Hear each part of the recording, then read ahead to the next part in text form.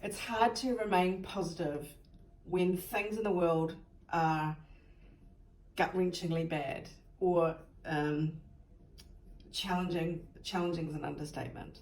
I'm profoundly affected by the things that are going on in the Middle East. I don't know the answer.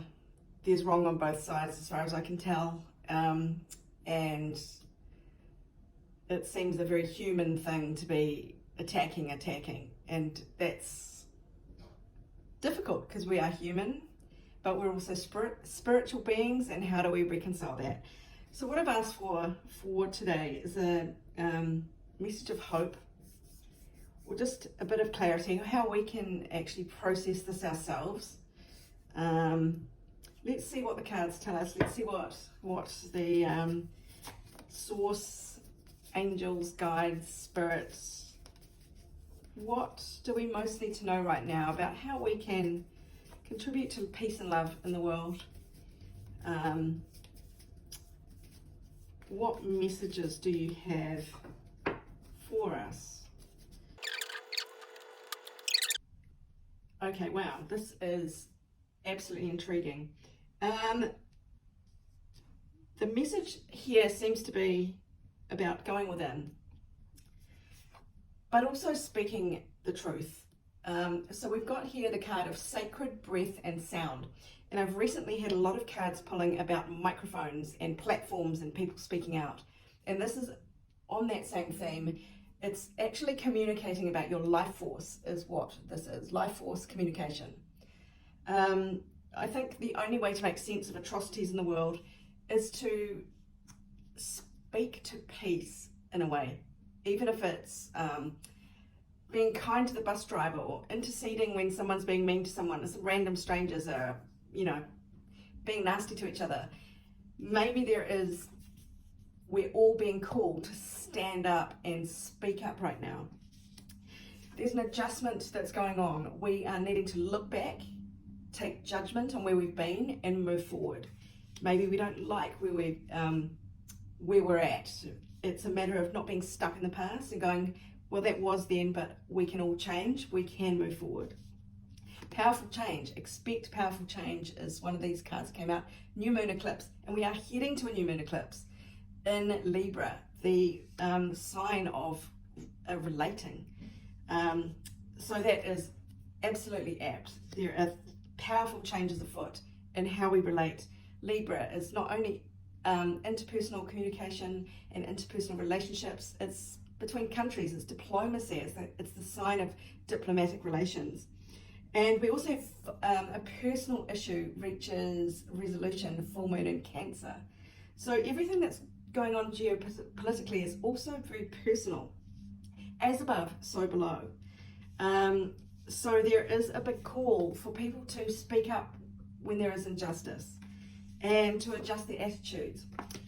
I think we need to send light and love out to everyone around us as best we can. One of the cards here from the Animal Oracle is nourishment while waiting, which is really doing the best you can to find nourishment within. Try and maintain a happy home. I think everything is a ripple effect, it's dominoes. If you can create comfort, calm and happiness around you, that's going to ripple out into the wider community and go further than you can even imagine. We've got something soonish, close-ish. I don't know what that means, but, well, there's geopolitical motherfuckery afoot. And it's happening right now, so I would say that. And look, it might cost you, if not money going out, effort going out. It behooves us all to spend a bit more effort looking after each other right now. That's what I see from this message here. The astrological omens that I pulled. Mars, planet of aggression and violence and passion, is in sextile, which is quite a light kind of aspect. Is there if you choose to use it. And that is, so Mars sextile Chiron, the wounded healer. So there's a great opportunity here for us to use our people power and our passion, especially with our voices, to stand up and engender healing globally, or in the neighborhood, or in your family. It's happening in your 12th house, or in the collective 12th house of the subconscious mind, and anything that's hidden and secrets. So Mars is not very happy in the secretive part of your chart, and Chiron the Wounded Healer, that's all really about your subconscious pain points that are triggering you. Taurus is the sign that I pulled, which is the sign of, it's nature, it's about real kind of love.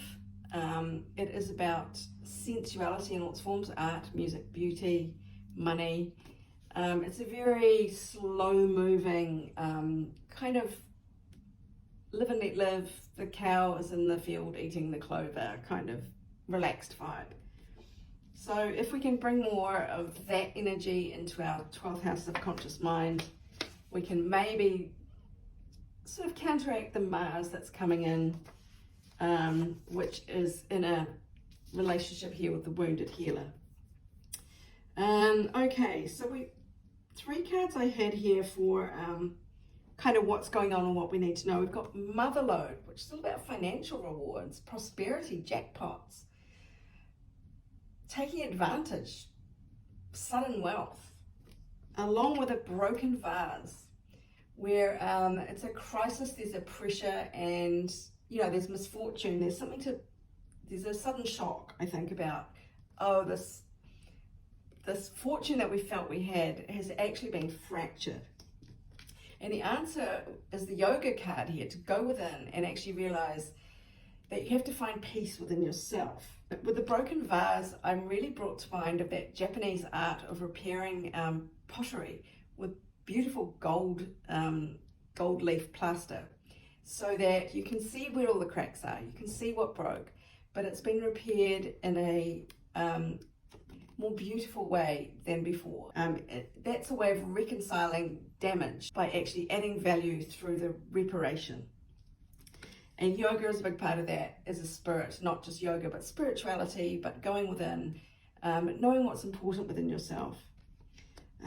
So yeah, but these kind of cracks are actually opening up our hearts. And if you're in a relationship mode, there's potential for commitment on the back of these opening up to pain, the change that comes with it, and voicing your feelings and voicing your pain. It actually can lead to commitment and requited love.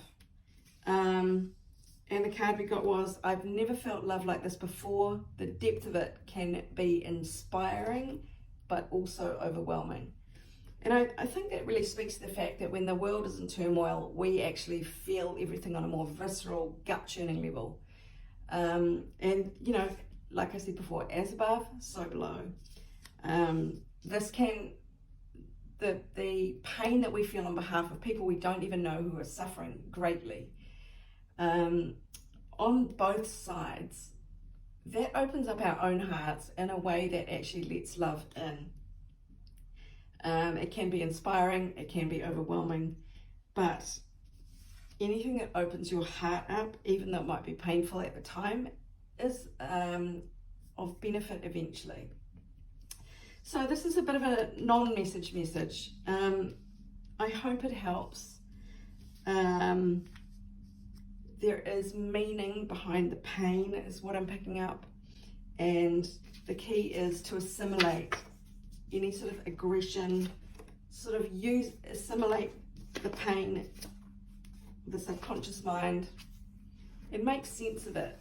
Make it mean something. Make it meaningful through art, through music, through loving other human beings, just through giving gratitude for the day, for the freshly mown grass, for the birds that fly past.